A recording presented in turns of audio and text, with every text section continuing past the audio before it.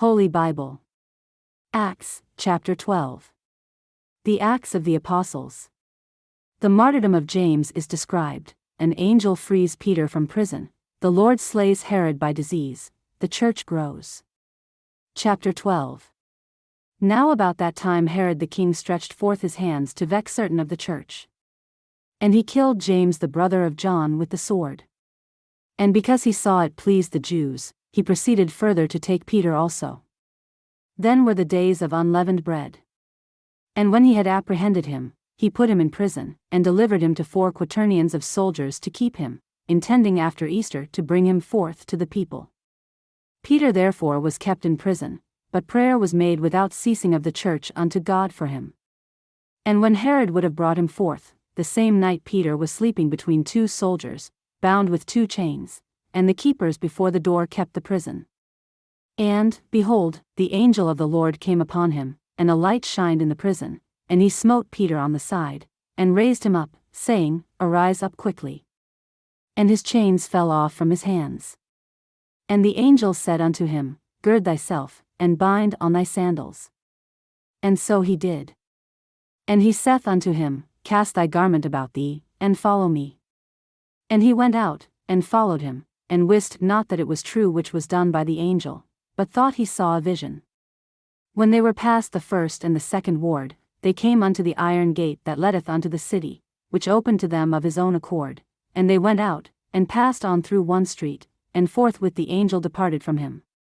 And when Peter was come to himself, he said, Now I know of a surety, that the Lord hath sent his angel, and hath delivered me out of the hand of Herod, and from all the expectation of the people of the Jews.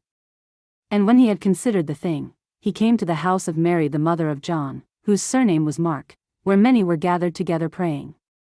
And as Peter knocked at the door of the gate, a damsel came to hearken, named Rhoda. And when she knew Peter's voice, she opened not the gate for gladness, but ran in, and told how Peter stood before the gate. And they said unto her, Thou art mad. But she constantly affirmed that it was even so. Then said they, It is his angel. But Peter continued knocking, and when they had opened the door, and saw him, they were astonished. But he, beckoning unto them with the hand to hold their peace, declared unto them how the Lord had brought him out of the prison.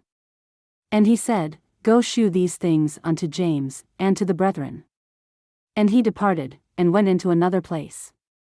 Now as soon as it was day, there was no small stir among the soldiers, what was become of Peter. And when Herod had sought for him, and found him not, he examined the keepers, and commanded that they should be put to death. And he went down from Judea to Caesarea, and there abode. And Herod was highly displeased with them of Tyre and Sidon, but they came with one accord to him, and, having made Blastus the king's chamberlain their friend, desired peace, because their country was nourished by the king's country.